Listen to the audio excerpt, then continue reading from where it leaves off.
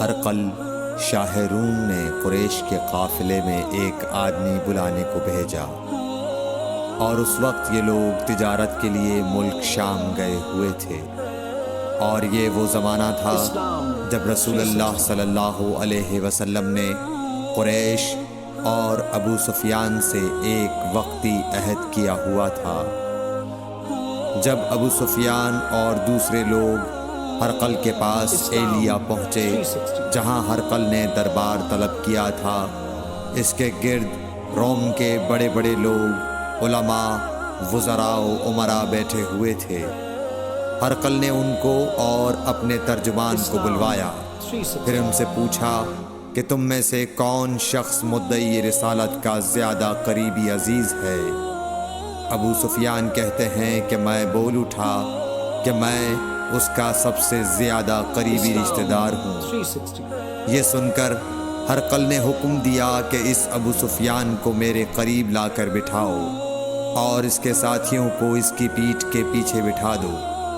پھر اپنے ترجمان سے کہا کہ ان لوگوں سے کہہ دو کہ میں ابو سفیان سے اس شخص یعنی محمد صلی اللہ علیہ وسلم کے حالات پوچھتا ہوں۔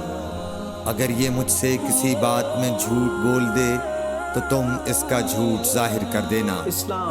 ابو سفیان کا قول ہے کہ خدا کی قسم، اگر مجھے یہ غیرت نہ آتی کہ یہ لوگ مجھ کو جھٹلائیں گے تو میں آپ صلی اللہ علیہ وسلم کی نسبت ضرور غلط گوئی سے کام لیتا۔ خیر، پہلی بات جو ہرقل نے مجھ سے پوچھی وہ یہ کہ اس شخص کا خاندان تم لوگوں میں کیسا ہے؟ میں نے کہا وہ تو بڑے اونچے عالی نسب والے ہیں۔ کہنے لگا اس سے پہلے بھی کسی نے تم لوگوں میں ایسی بات کہی تھی؟ میں نے کہا نہیں۔ کہنے لگا اچھا اس کے بڑوں میں کوئی بادشاہ ہوا ہے؟ میں نے کہا نہیں۔ پھر اس نے کہا بڑے لوگوں نے اس کی پیروی اختیار کی ہے یا کمزوروں نے؟ میں نے کہا نہیں، کمزوروں نے۔ پھر کہنے لگا اس کے تابعدار روز بڑھتے جاتے ہیں یا کوئی ساتھی پھر بھی جاتا ہے؟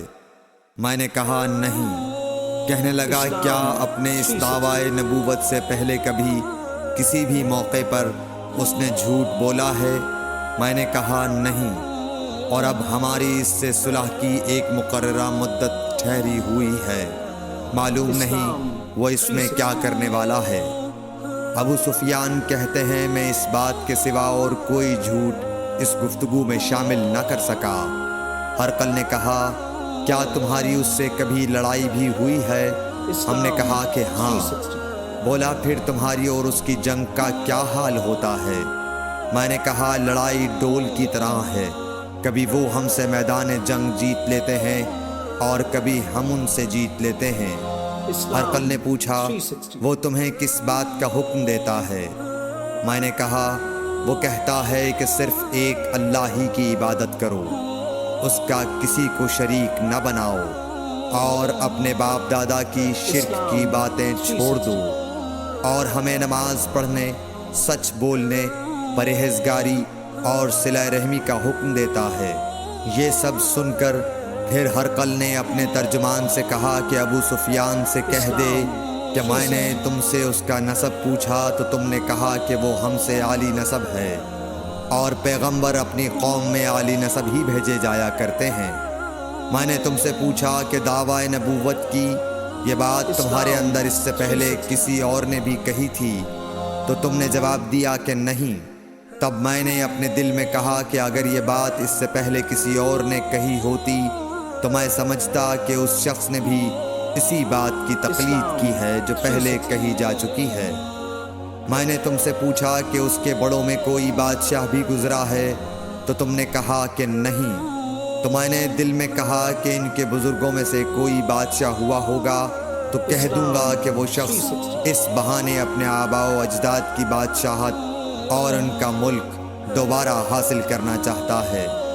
اور میں نے تم سے پوچھا کہ اس بات کے کہنے یعنی پیغمبری کا دعویٰ کرنے سے پہلے تم نے کبھی اس کو دروغ گوئی کا الزام لگایا ہے؟ تم نے کہا کہ نہیں۔ تو میں نے سمجھ لیا کہ جو شخص آدمیوں کے ساتھ دروغ گوئی سے بچے وہ اللہ کے بارے میں کیسے جھوٹی بات کہہ سکتا ہے؟ اور میں نے تم سے پوچھا کہ بڑے لوگ اس کے پیرو ہوتے ہیں یا کمزور آدمی؟ تم نے کہا کمزوروں نے اس کی اتباع کی ہے۔ تو دراصل یہی لوگ پیغمبروں کے متبعین ہوتے ہیں۔ اور میں نے تم سے پوچھا کہ اس کے ساتھی بڑھ رہے ہیں یا کم ہو رہے ہیں؟ تم نے کہا کہ وہ بڑھ رہے ہیں، اور ایمان کی کیفیت یہی ہوتی ہے حتیٰ کہ وہ کامل ہو جاتا ہے۔ اور میں نے تم سے پوچھا کہ آیا کوئی شخص اس کے دین سے ناخوش ہو کر مرتد بھی ہو جاتا ہے؟ تم نے کہا نہیں۔ تو ایمان کی خاصیت بھی یہی ہے، جن کے دلوں میں اس کی مسرت رچ بس جائے وہ اس سے لوٹا نہیں کرتے۔ اور میں نے تم سے پوچھا کہ آیا وہ کبھی عہد شکنی کرتے ہیں؟ تم نے کہا نہیں۔ پیغمبروں کا یہی حال ہوتا ہے، وہ عہد کی خلاف ورزی نہیں کرتے۔ اور میں نے تم سے کہا کہ وہ تم سے کس چیز کے لیے کہتے ہیں؟ تم نے کہا کہ وہ ہمیں حکم دیتے ہیں کہ اللہ کی عبادت کرو، اس کے ساتھ کسی کو شریک نہ ٹھہراؤ، اور تمہیں بتوں کی پرستش سے روکتے ہیں، سچ بولنے اور پرہیزگاری کا حکم دیتے ہیں۔ لہٰذا اگر یہ باتیں جو تم کہہ رہے ہو سچ ہیں تو عنقریب وہ اس جگہ کا مالک ہو جائے گا کہ جہاں میرے یہ دونوں پاؤں ہیں۔ مجھے معلوم تھا کہ وہ پیغمبر آنے والا ہے، مگر مجھے یہ معلوم نہیں تھا کہ وہ تمہارے اندر ہوگا۔ اگر میں جانتا کہ اس تک پہنچ سکوں گا تو اس سے ملنے کے لیے ہر تکلیف گوارا کرتا۔ اگر میں اس کے پاس ہوتا تو اس کے پاؤں دھوتا۔ ہرقل نے رسول اللہ صلی اللہ علیہ وسلم کا وہ خط منگایا جو آپ نے وحیہ کلبی رضی اللہ تعالیٰ عنہ کے ذریعے حاکم بصرہ کے پاس بھیجا تھا، اور اس نے وہ ہرقل کے پاس بھیج دیا تھا۔ پھر اس کو پڑھا تو اس میں لکھا تھا، اللہ کے نام کے ساتھ جو نہایت مہربان اور رحم والا ہے۔ اللہ کے بندے اور اس کے پیغمبر محمد صلی اللہ علیہ وسلم کی طرف سے یہ خط ہے شاہ روم کے لیے۔ اس شخص پر سلام ہو جو ہدایت کی پیروی کرے۔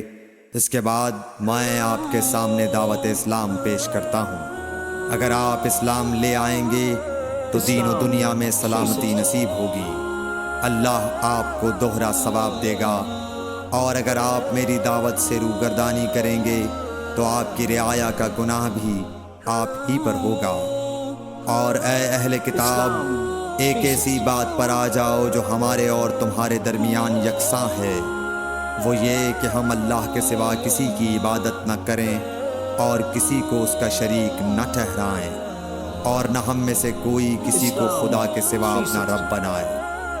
پھر اگر وہ اہل کتاب اس کتاب سے منہ پھیر لیں تو مسلمانوں، تم ان سے کہہ دو کہ تم مانو یا نہ مانو، ہم ایک خدا کے اطاعت گزار ہیں۔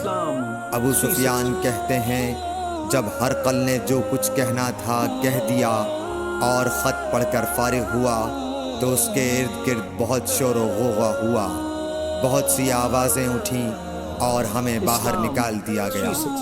تب میں نے اپنے ساتھیوں سے کہا کہ ابو کبشہ کے بیٹے حضرت صلی اللہ علیہ وسلم کا معاملہ تو بہت بڑھ گیا۔ دیکھو تو اس سے بنی اصفر روم کا بادشاہ بھی ڈرتا ہے۔ مجھے اس وقت سے اس بات کا یقین ہو گیا کہ حضور صلی اللہ علیہ وسلم عنقریب غالب ہو کر رہیں گے، حتیٰ کہ اللہ نے مجھے مسلمان کر دیا۔ راوی کا بیان ہے کہ ابن ناطور ایلیا کا حاکم ہرقل کا مصاحب اور شام کے نصارہ کا لاٹ پادری بیان کرتا تھا کہ ہرقل جب ایلیا آیا ایک دن صبح کو پریشان اٹھا تو اس کے درباریوں نے دریافت کیا کہ آج ہم آپ کی حالت بدلی ہوئی پاتے ہیں، کیا وجہ ہے؟ ابن ناطور کا بیان ہے کہ ہرقل نجومی تھا، علم نجوم میں وہ پوری مہارت رکھتا تھا۔ اس نے اپنے ہم نشینوں کو بتایا کہ میں نے آج رات ستاروں پر نظر ڈالی تو دیکھا کہ ختنہ کرنے والوں کا بادشاہ ہمارے ملک پر غالب آ گیا ہے۔ بھلا اس زمانے میں کون لوگ ختنہ کرتے ہیں؟ انہوں نے کہا کہ یہود کے سوا کوئی ختنہ نہیں کرتا، سو ان کی وجہ سے پریشان نہ ہوں۔ سلطنت کے تمام شہروں میں یہ حکم لکھ بھیجیے کہ وہاں جتنے یہودی ہوں سب قتل کر دیے جائیں۔ وہ لوگ انہی باتوں میں مشغول تھے کہ ہرقل کے پاس ایک آدمی لایا گیا جسے شاہ غسان نے بھیجا تھا۔ اس نے رسول اللہ صلی اللہ علیہ وسلم کے حالات بیان کیے۔ جب ہرقل نے سارے حالات سن لیے تو کہا کہ جا کر دیکھو وہ ختنہ کیے ہوئے ہے یا نہیں۔ انہوں نے اسے دیکھا تو بتلایا کہ وہ ختنہ کیا ہوا ہے۔ ہرقل نے جب اس شخص سے عرب کے بارے میں پوچھا تو اس نے بتلایا کہ وہ ختنہ کرتے ہیں۔ تب ہرقل نے کہا کہ یہی محمد صلی اللہ علیہ وسلم اس امت کے بادشاہ ہیں جو پیدا ہو چکے ہیں۔ پھر اس نے اپنے ایک دوست کو رومیہ خط لکھا اور وہ بھی علم نجوم میں ہرقل کی طرح ماہر تھا۔ پھر وہاں سے ہرقل حمص چلا گیا۔ ابھی حمص سے نکلا نہیں تھا کہ اس کے دوست کا خط اس کے جواب میں آ گیا۔ اس کی رائے بھی حضور صلی اللہ علیہ وسلم کے ظہور کے بارے میں ہرقل کے موافق تھی کہ محمد صلی اللہ علیہ وسلم واقعی پیغمبر ہیں۔ اس کے بعد ہرقل نے روم کے بڑے آدمیوں کو اپنے حمص کے محل میں طلب کیا اور اس کے حکم سے محل کے دروازے بند کر لیے گئے۔